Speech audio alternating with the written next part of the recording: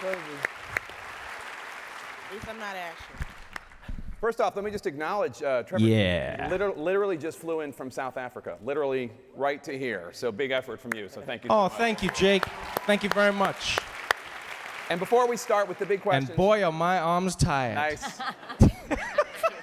So I have this book from last year, The Daily Show with Trevor Noah presents the Donald J. Trump Presidential Twitter Library, Yes. and now there's an exhibit here at South by Southwest. Which everyone needs to go and check out. I think a lot of people, get swamped by Donald Trump's tweets, and a lot of people get depressed by them, they get angered by them, but what we've created is a special library that'll truly help you appreciate Donald Trump in all of his genius.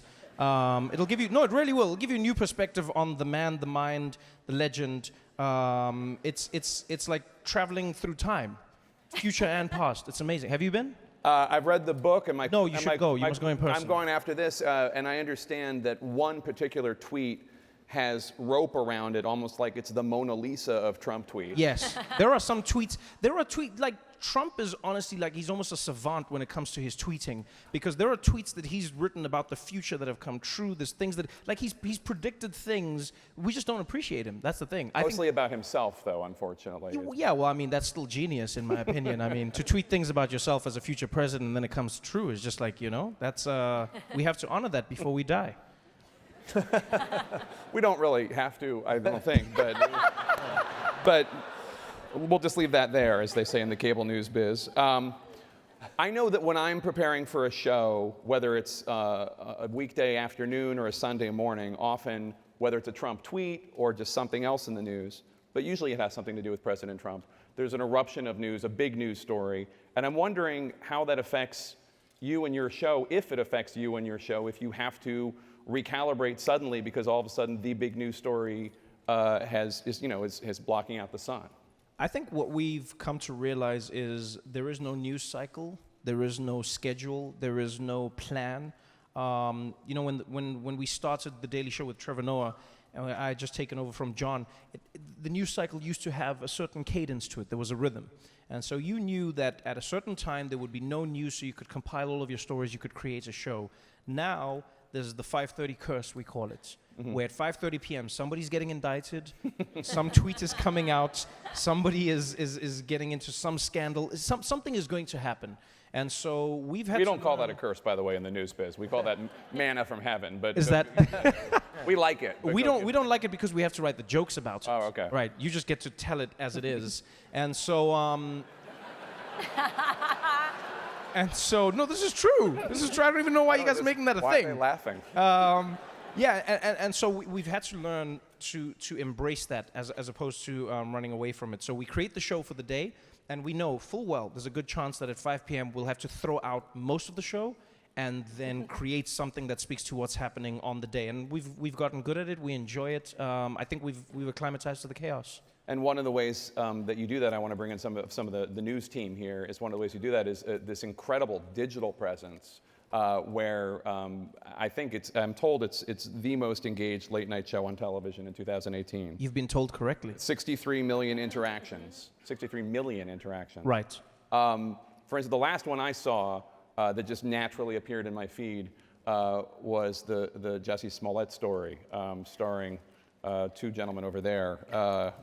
How did that Jabuki, I know that you had already made jokes, we saw it just air, about how white people think you look like Jussie Smollett, even though you do not look like Jussie Smollett. Yeah. But first of all, that was kind of gutsy, because it's still kind of an uncomfortable thing to talk about, the Jussie Smollett situation. Mm-hmm. How did that come about?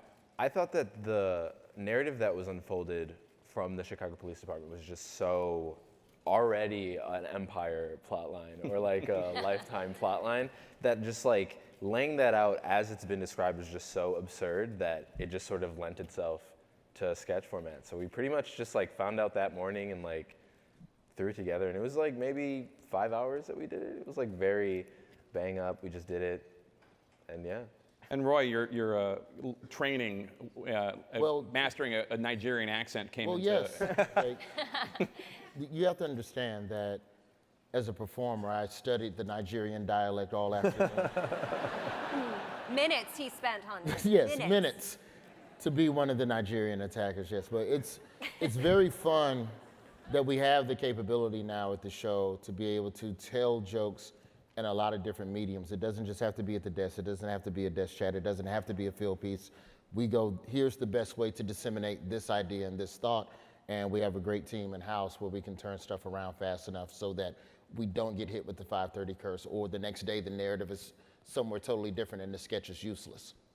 Was there any part of it for either of you that you felt uncomfortable doing just because that story, I just know like covering that story was uncomfortable from beginning to end. Was there any part of you that hesitated, or are you just like, you know, like Willie Sutton said about Banks, that's where the money is, that's where the comedy is? I was reticent to make it seem like I had full faith in the Chicago Police Department because, you know, that's kind of their thing. And you're from Chicago. Yeah, and I'm from Chicago, so like I sort of do have an experience of what they can do and what they're capable of, but at the same time, there were so many things that were presented where it's like, you have to talk about this and like mention it. There are like some irrefutable points that were brought up. So I feel like that was one thing where I feel like giving them too much credit almost. It's like, I don't know, you don't want to side with the cops at the end of the day, I guess. Like, don't want to seem like I'm their best friend. So yeah, I feel like that was kind of one thing.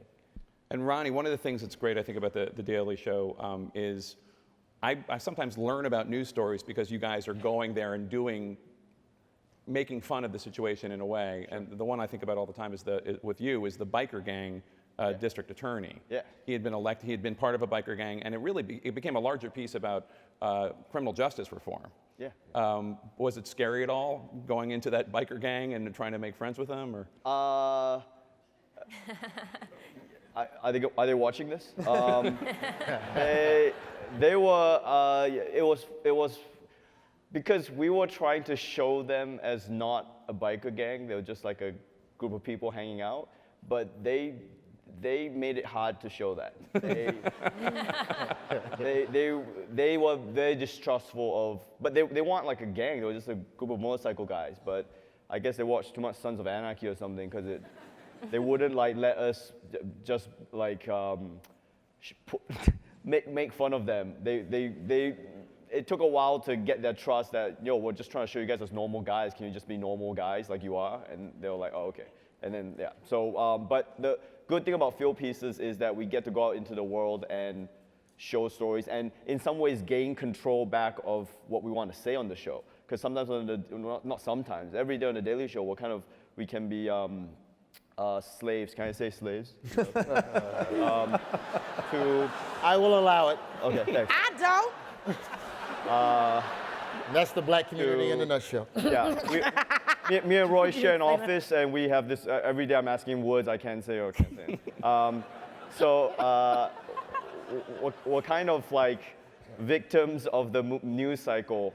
And I remember, Trevor, like early on, like just before the election, actually, we were at the Paley Center, and you said, like, are you looking forward to this election? The question was, are you looking forward to this election be over? And you said yes, because we can finally go back to talking about what we want to talk about.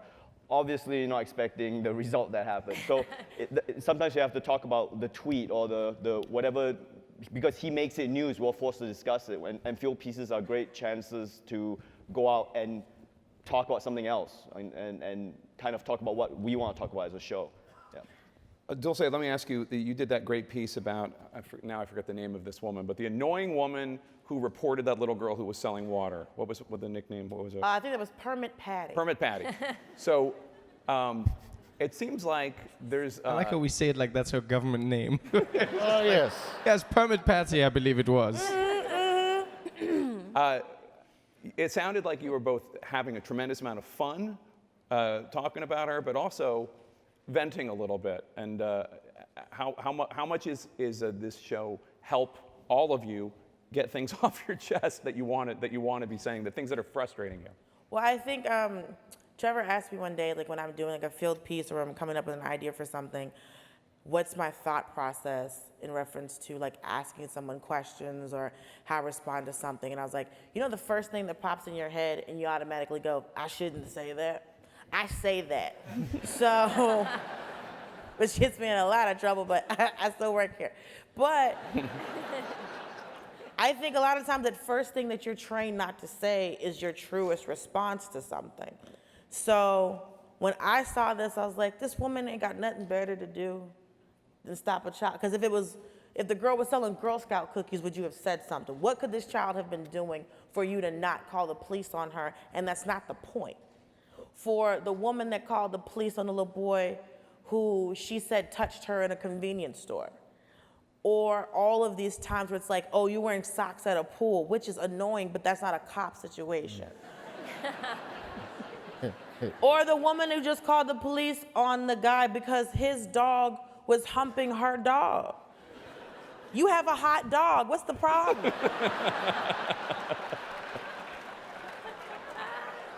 That's what I said as well, yeah. I don't like dogs, so I don't know.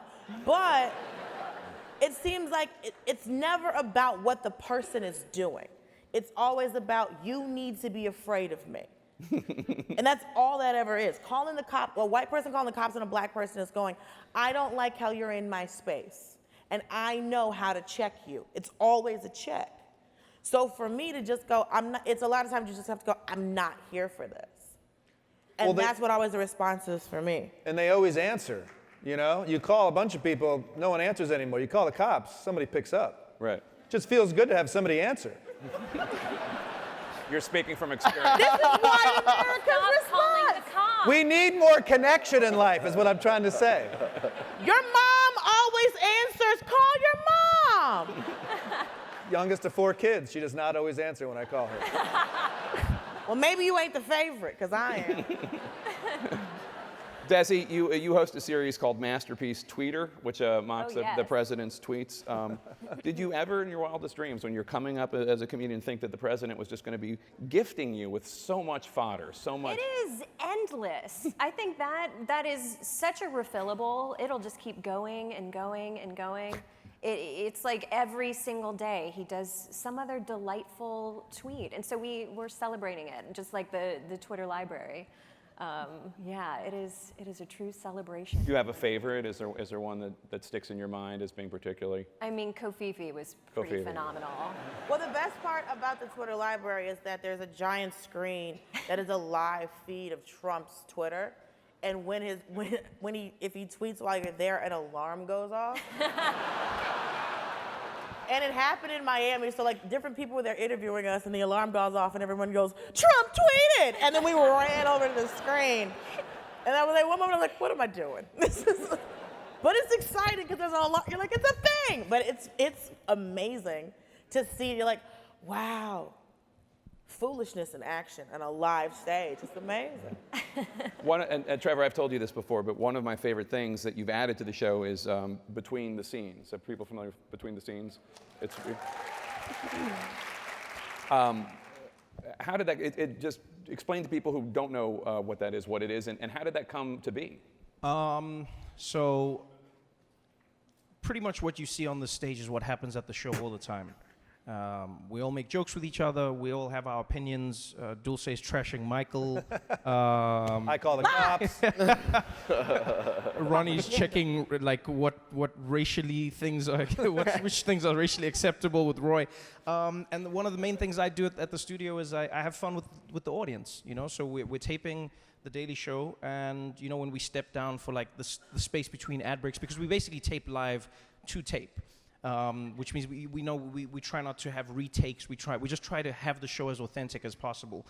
And so in between, what I do is I'll just chat to the audience. You know, just chat about what's going on in my head. Maybe there's like some ideas that aren't fully formed. Some pieces of information that I have. Maybe larger conversations, and I don't know which way they're going to lead.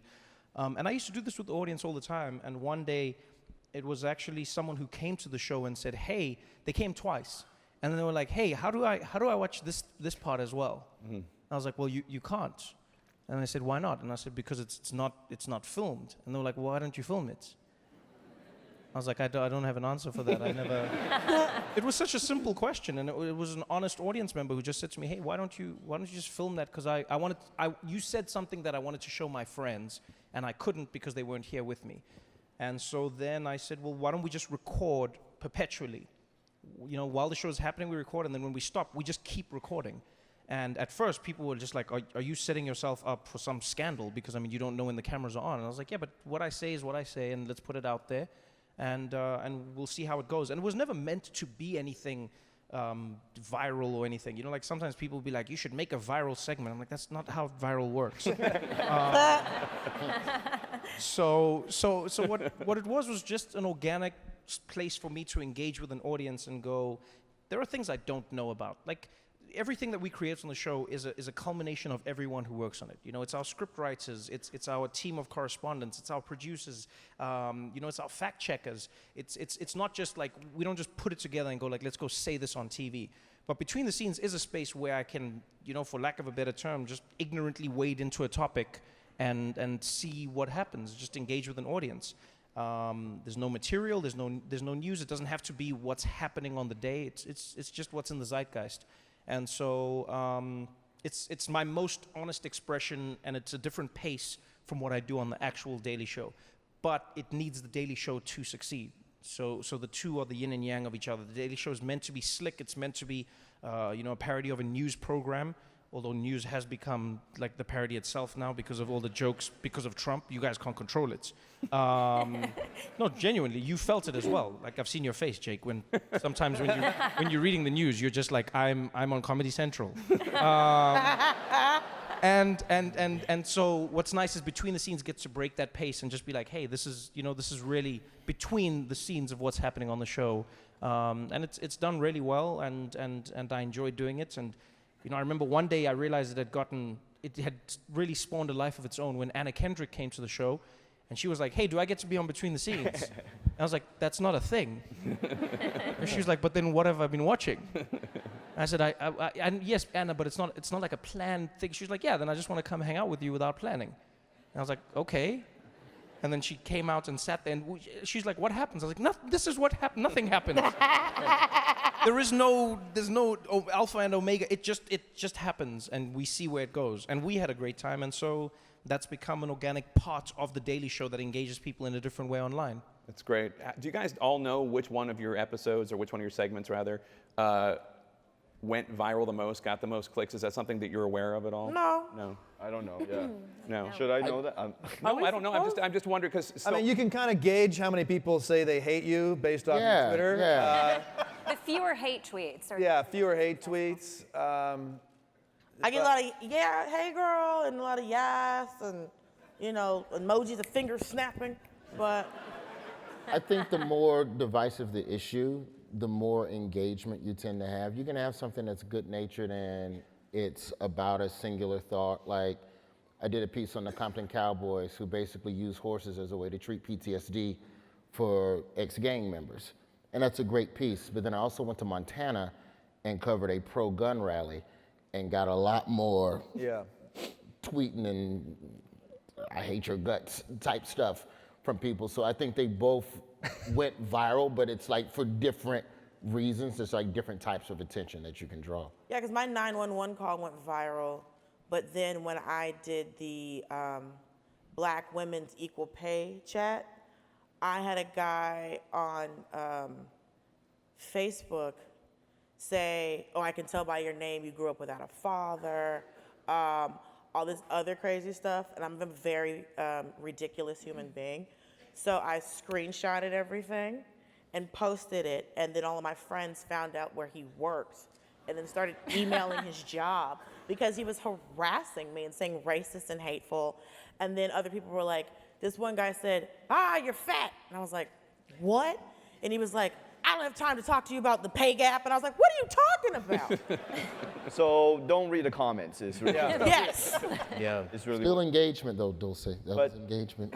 Hey, I don't know what fat and pay gap has to do. Maybe I finally make enough money to be fat. I don't know what he was trying to tell me.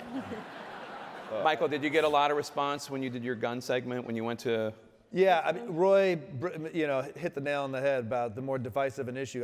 I went to Switzerland and covered how they own per capita as many guns, have a passion for guns that's equal to ours, yet they don't kill anybody. And I embedded with a 12, 13-year-old kids who have AR-15s and go to a shooting range after school every day and learn how to shoot. And there's targets up 300 meters away. there's cows walking around the targets, and the only American there, I first thought, well, I wonder if we could shoot one of these cows. These 12-year-old kids with assault rifles, and were like, they didn't even cross their mind that they could do something they weren't supposed to do with a rifle. There's so much respect for guns, for ammunition. It's amazing. For cows. And for cows, too, yes. They love dairy, the Swiss. You really thought about shooting the cow? Of course, it's right there next to the target. So we report this. I'm there. I'm in Switzerland. I'm like, holy shit, these people love guns and they don't kill each other. I thought it was pretty straightforward. And then you wake up and you hit @ on Twitter. Don't do it. And there are people. I mean, there's podcasts debunking our field piece and for hours. And it's like, yo, I was there. I saw it. They respect guns. There was. These people are carrying rifles at the shooting festival in one hand. In the other hand, they got a 12-pack of beer. They're shit-faced with AR-15s. Everybody's cool. Sounds like my family reunion. And the point of the piece is we can own guns respectfully. That's what we can do. That's the piece. And I know Texas needs to hear this shit. I don't know if I answered your question, but That's okay. I got going. Jabuki, you're 24 years old. Yeah. You almost said you're welcome. Thank you. Yeah. It's just so young. Jabuki was making fun of old people in the green room, and the age he used was 37. Which I'm younger than, so I was fine with it. So you're 24 years old. So first of all, thanks for being awake and getting here. Whoa. It was hard, but I did At this time, back in whenever that was, I was asleep. As the millennial correspondent, do you feel a special sense of obligation to actually know what's going on among your peers, or is it just like where the jokes are just to have fun? I guess I do feel that sort of obligation. I spend half of my waking life on my phone, on social media and Twitter and everything, so it kind of just happens by just passive intake of everything. But I also kind of feel like I'm not trying to be like, how do I figure out how to mention Grubhub in this in this chat? You know what I mean? What are the kids doing these days? It's not like that. It's more so just speaking from what I'm experiencing, what people like me, my friends are experiencing. Yeah. And Roy, you did a great piece. Was it called Ceasefire? The group in Chicago. The gang interrupters who walk the streets of Chicago and talk down angry gang members from retaliating when there's been a shooting on the south side or west side. Yeah, I mean, it was funny, the part especially when you're recreating an action film and you're handing out flyers. But it also, you could tell, was very meaningful to you. I mean, these guys really seemed to touch you. That's probably one of the more meaningful, I would say the most meaningful field piece, top 3 for sure, where it's an issue where there aren't a lot of jokes. People are getting killed in Chicago. People are getting shot in Chicago. And the narrative is always, there's nothing being done, there's nothing being done. And there is a group that's been there, always been there, of black people going out and connecting with other black people in the neighborhood. And more often than not, when there is a shooting on the south side, the streets know who did it. And these people go in and literally go to someone who just lost a friend or a loved one and go, hey, I know you want to go and retaliate, but don't do that. Let me talk to you about other ways to take care of that. And being able to take the cameras and shine a light on that, and I think that goes right back to what Ronnie was talking about. This is the type of stuff that you can't follow on a regular basis if we're always following what's happening in DC. There are a lot of solutions that are happening in this country at the local level, and there's a lot of concerned citizens doing stuff. So to be able to, number one, go there and get the access with these people. When we were walking the block on the south side, we had to wait 30 minutes for the interrupters to go up the block to get the green light for our cameras to even come up the street. And this is at 3 in the afternoon. Who knows what it would have been at 10 o'clock at night. So to be able to have that type of access and still go in and do jokes on an issue without disrespecting the issue or the people involved, that's a very, very difficult needle to thread. And so to be able to do that is just amazing. And then that goes back to Trevor and the producers even believing that that could be accomplished, that you could even go out and do that type of story. That was one of the more meaningful stories I've done. One of the people that we interviewed in the piece was murdered 3 days after it aired. this is real, it's real shit. And to be able to take our cameras to a place like that, that's just, it's amazing. Desi,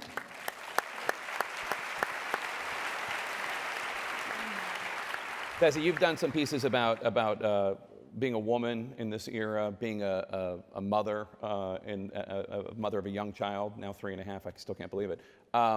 Are there any pieces that you've done that what is the most meaningful piece you've done in terms of? Before you answer that, Desi, can I just say, when Desi was pregnant on the show, people thought it was some weird gag that we had running. So like this was you remember that it was the most random thing. So Desi got pregnant while she was on the show, and then she became a pregnant woman on the show, and then people were just like, when are you guys gonna quit this joke? They were like, this is like the longest bit ever. Like this is not paying off at all. And we're like, no, she is with child. So anyway, she really is a mom for anyone who still doesn't believe it. If only it were a joke, Trevor. If only it were. No, I started the job when I was 6 months pregnant, and the most amazing thing was that The Daily Show and Comedy Central and Trevor, they were like, yeah, cool, no big deal, perfect. We'll let you start the job at 6 months. They said, we'll talk about it, we won't talk about it, we'll use it, we won't use it, whatever you want to do. And I was like, all right, I'm staying here forever. You will have to kick me out. I actually got to just work on an hour special for Comedy Central about gender equality. And as it turns out, America could be doing more for women these days. What? I know. It's a shocker. Damn, girl. Yeah. The World Economic Forum puts out a gender gap ranking every year, and America was ranked 49th in the world when it comes to gender equality. No, that's not a slow clap. Not a lot of countries. Not a lot of countries. Not even all the countries were in it. So yeah, so we, America, the greatest country in the world, is clearly not the greatest country in the world for women right now.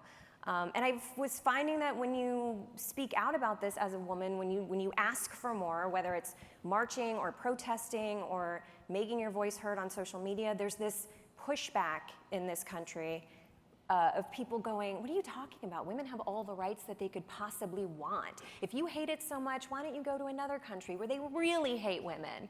And I'm like, no, why don't we compare ourselves? Let's measure ourselves next to the best countries in the world for women. Let's find out who's number 1, who's number 5, who's number 13. Let's go there and try to copy off their homework and then steal those ideas as our own, because that is the American way. So, this makes sense. God. So we did that. We went to Iceland, we went to Namibia, we went to Spain.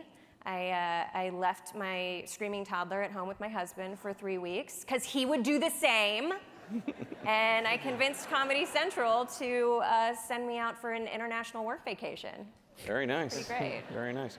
What do you guys have planned for 2020? It's already picking up. You had Senator Kamala Harris was on your show. That got a lot of attention. First of all, you said that it's live to tape, but the interviews sometimes go longer and you have to edit them down for the show, right? That's the one exception. Well, because I realized that there wasn't enough time to have an in-depth conversation with somebody. 5-6 minutes, what can you really get into? And so oftentimes what we do is we'll put the highlights of the interview on TV and we'll tell people, look, go watch the full thing online, because I don't like the idea of bringing someone to the show and then jumping straight into what feels like an ambush or it being a softball just because I only have the time to say, hi, how are you? So I started recording the interviews long, putting them online so you can see the full context of everything that was said. I'm not trying to make you look bad. I'm not trying to make you look good. I'm making you the way you are. For 2020, though, the plans are to try and, I think, recalibrate the telling of the story that is America. I think for a long time we've become inundated by Donald Trump, and he's really fantastic at sucking all of the life out of the news cycle. He absorbs all of it. But it is an interesting time in America's history where America will have to decide who it is. And, in this previous election, we saw people just didn't vote. People were like, it doesn't matter, Trump and Hillary, it's all the same. And you're like, is it? And so now America will have to decide. And so what's going to be interesting for me for 2020 is this new narrative and this new discussion around the Democratic Party. Because for a long time, it's just been one storyline, and that's Donald Trump. Donald Trump is, and then it would be whatever action it follows. But now it's going to be like, who are the Democrats? What do they stand for? What are their plans? How do they cope with each other? Is it going to be a civil war amongst themselves where they destroy each other before they get there? Or will they find a cohesive way to come together and then put up a legitimate, defense or rather challenge against Donald Trump? And so that's going to be our journey on The Daily Show, is figuring out how to inform you on what's actually going on. Because that, I won't lie, that's one of the biggest things that frustrates me in America. Like when I watch cable news, no offense to you in particular, I like your show, Jake. Yours is great. But one thing that frustrates me on cable news a lot of the time is that I don't know what's going on. I came from a country where we didn't have panels, there's not opinion. It's just the news is reported. That's it. And then when I got to America, it was very much like, wait, what? Well, I think this is going to happen. I think the Democrats need to do. Well, if you look at, they need to do. And it's like, well, what are the facts though? Everyone has an opinion on what it should be. And so, and genuinely, I joke and I say it for real because Jake is here, but I have appreciated your interviews. I like to learn about what's happening. I want to know what the candidates' plans are. I think that's what voters should be doing. They should be informed. It shouldn't be about how you eat a corn dog. It should be about how you're going to treat Americans who eat too many corn dogs with health care. But the important thing, though, is the corn dog. Of course, the corn dog stays. I mean, that I've accepted in America. I understand this. As long as that's the given. Yes. But I think that's really what our journey is going to be now, is accurately giving you a journey and a story of what is going on, so that if you watch The Daily Show at least, I would like you to be able to go to your voting station knowing what your candidate stands for or against. That's the one thing I would like to do, is focus on policy. It's affected versus offended. That's the thing we always say to each other at the show. And I think a lot of the time, it's easy to get caught up in things that offend people, but not the things that affect people. And Trump is good at doing that. He'll throw out a bunch of random tweets, people get offended, and then his administration is gangster in the streets. I mean, everyone from Ben Carson through to Betsy DeVos, you look at what they're doing on the ground. They're not offending anyone on the scale that he is, but they're affecting so many more people. Right. And so that's what our journey is going to be going up to 2020, is giving you an accurate representation of what is happening in the race and what the candidates actually stand for and how it'll affect your life. That's interesting because this actually feeds into one of these questions that are submitted by the audience. This first one here from a millennial. Shibuki, are you tweeting this right now? I think they misspelled millennial, but anyway. That's very millennial. That's very on brand. There is a... Wow. Okay. It's just a joke. Let a Trevor is a cynical millennial old too. Gen I'm not the Xer have only his one. day in the sun. There is a significant percentage of millennials, that one's spelled correctly, who consume late night shows as their only format for news. How, if at all, does it impact your programming? And you just said that you embracing that. You're saying that's okay if they only watch our show. We want them to be able to go to the election booth informed. Yes. I would like to create a show, and I strive to create a show every day that informs you about what's happening in your world. I've tried to bring in more international stories, even if it's just to give you an inkling of an idea that is happening. One thing that I took for granted growing up in South Africa is we just knew what was happening in the world. We just knew. We knew if there was a war happening in Burundi. We knew if a president was having issues in a random country in the Middle East. We knew if Asia was having problems with its stock markets. We just knew these things, and I took that for granted.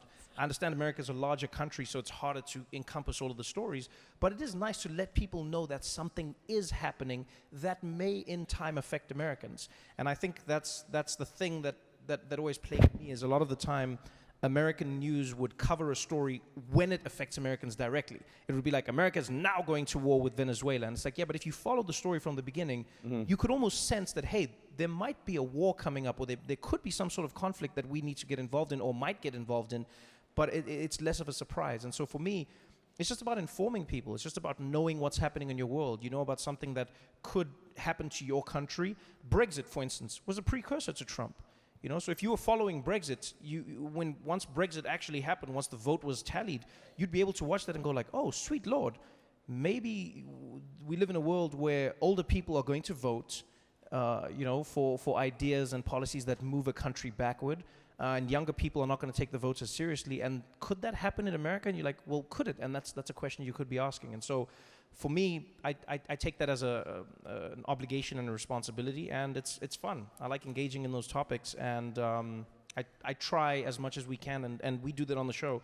And what I love about everyone sitting on the stage is everyone comes in with their own opinions, and everyone's engaging in the news in different ways. So Jabuki will come in and say, hey, here are my opinions on what's happening with the Jussie Smollett story.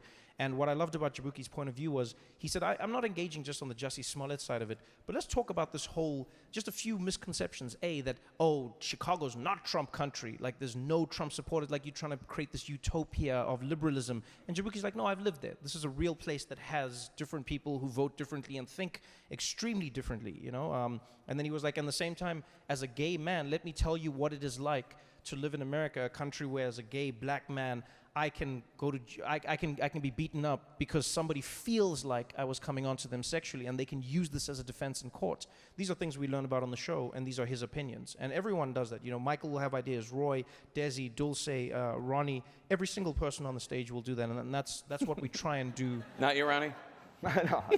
No, that's why I said every single person on the stage will do that. And You're doing it right now, Ronnie.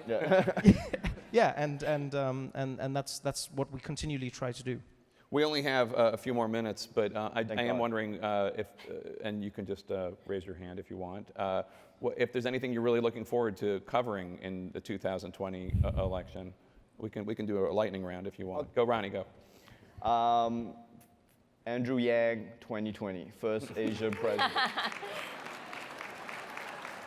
I think he was here and he spoke yesterday. I think maybe or the. What do you like about Andrew Yang, Ronnie? I don't know, just something about his eyes that I really just. He's just sincere. Something about him? Yeah. There's a sincerity in them. Something familiar to you? Yeah, just something about. I just Andre, really your dad? trust. I look in his eyes and I just go, yeah, this is a guy who has eyes. So it's not the living wage part of it. It's Oh, well, I don't even know what that is, but yeah, the eyes. I want to see how by the way, shout out to by Southwest for having a translator here, sign language translator. That's awesome. Yep. How do you say slanty eyes in sign language? Don't make that woman damn. do that, Ronnie! Oh damn! She's not even, look how professional she is. She's not even like reacting to him, just talking. To her. Damn. Oh, Ronnie. That woman is a college graduate, Ronnie. How do you say America in sign language? Okay. How do you say make great again? Okay, great. Okay. all right. we're or that poor woman. She's a good person. Guys, you cover a lot of women's issues. There are, I think, 5 women running for president. For the Democratic it's a ticket. very exciting time, and I'm interested in looking at what the response is. There's so much talk about, like, is she likable?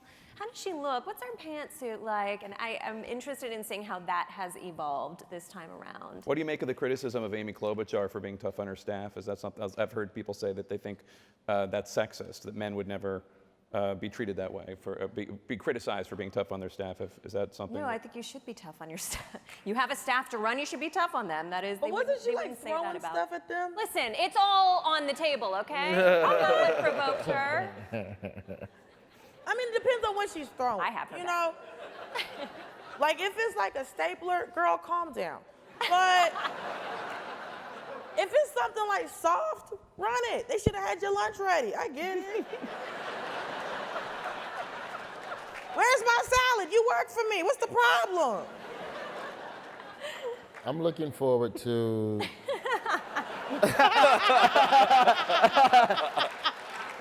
I meant what I said. Democratic primaries. I'm curious to see how the Democrats go to war with each other while at the same time not showing all of their weaknesses to the Republicans. And that's going to be very interesting. Like, how mean can I be against you without completely being mean to you? Because if I lose to you, I still have to support you. Well, is it going to be like the Tea Party? Because the Tea Party kind of really messed up the Republican Party. So there's going to be a Democratic I feel equivalent where like it they splits. took over the Republican Party. Well, Like, like, they won. if Yeah, you it really look fractured back and at it came together. But is there going to be because the problem is that the Republican Party knows very much about their base, but the Democratic Party, their base is so huge because it's basically anyone who's not rich and white. Or the Republican Party has been very good about convincing poor white people that they're just as good as rich white people and get them to vote against themselves. So,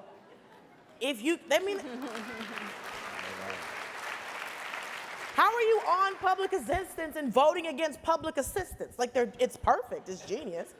But, so if you have such a large base, like you've okay, you've got black people, and then you got LGBT, like you have all these groups of people, how do you bring all of the groups of people together to go, we gotta defeat this evil man, and everyone has their own agenda? Just sort of going off of that, I'm really interested to see how the Democratic candidates are able to reel in centrists and also mobilize a lot of young people like me who are very allured by the idea of like universal health care, like student loan forgiveness, free college, stuff like that a lot of the Democratic socialists are proposing. And seeing these people like short circuit trying to bridge those two gaps has been like very entertaining. So. You know, one of the big divides right now in Washington is not even necessarily Democratic Republican, but it's generational. You know, the politicians over 60 or so and politicians younger than 40 or so. And there's a real chasm there. You saw it, I think, some of it with the Ilhan Omar comments and the reaction in Congress, reaction among Democrats to that. Well, I mean, the problem is if you put young people in a position where we feel like we have no future, we're just going to become more radicalized. Like, we have nothing to lose at this point. So that's just sort of what this upcoming election is going to look like. I don't know. The city of Toledo just voted for Lake Erie to have the same rights as a person. This is what most excites me in the future. We can sit here and debate politics while we absolutely destroy our freshwater, our rivers, our mountains, everything. If Lake Erie is deemed a person, which it is now, it can sue. You can sue on its behalf for farms, polluting, for ruining our world. That's what I'm most excited about. Oh yeah! He does this every time we do a panel. Every field. Wait, can the lake vote? Yeah, well, no, I mean, it has the legal defense fund behind it. But what I'm saying is... It can't vote because it doesn't have an ID. We need... Probably vote Republican as well, because it's... I know it sounds kind of like, you know, utopian, but for the next election, I'm most excited to see if we can do anything to protect our environment. That would really get me excited. I have a lake house. I don't want to lose it. There we go. Are we going to see, Trevor, are we going to see you guys out on the campaign trail when we're there? I remember in the 2004 campaign, I would run into the Steve Carells and the Stephen Colberts out there on the campaign trail trying to get interviews along with the rest of us. Yeah, we love that. I remember the first time I went out, I think it was to New Hampshire. And it was my first introduction to the, this world of the campaign trail, which, by the way, one of the things I didn't appreciate was how much it reminded me of wrestling. Because like all the candidates would go out there and they'd trash each other, and then like afterwards they'd go out and they'd grab drinks, and I always used to be like, maybe you should put the drinks part on TV as well, so that your constituents know how chummy you guys actually are behind the scenes, because your fans are ready to kill each other because of what you guys do in front of the camera, and then when you go backstage, you're all friendly about it and laughing about what you said at the debates. So we're definitely going to be back on the trail. The Daily Show is going to be out on the road. We're going to be at the conventions. We're going to be, tracking the primaries. We're going to go wherever they'll give us access. Republicans don't let us in. They let Michael in sometimes. They make a mistake. I've never figured out why. Something about my eyes. And so... And so, yeah, the journey is going to be fun because we want to be on the road. We want to be a part of the story. And, what is great is I enjoy creating a show with my friends and colleagues over here that is a little edgier. Like we're not afraid to make jokes that sometimes piss people off. We're not afraid to say things that rattle the cage a little bit, because like that's what we feel needs to be done. You know, I'm not trying to create a straight up news show. I want you to watch The Daily Show because it's going to tell you what's happening in the world, but also because it's going to help you laugh. Because if you're not laughing at what's happening right now, you will go crazy. You will be crying every single day. So that's what we try and do. We use the comedy to try and cope with it all. And that's a great time to thank the members of The Daily Show for being here. Thank you. Thanks for coming out. Trevor Noah, Ronnie Chang, Michael Costa, Desi Leidick, Dulce Sloan, Roy Wood Jr., Jabuki Young White. Thanks so much. And Jake Tapper, everybody. Thank you so much.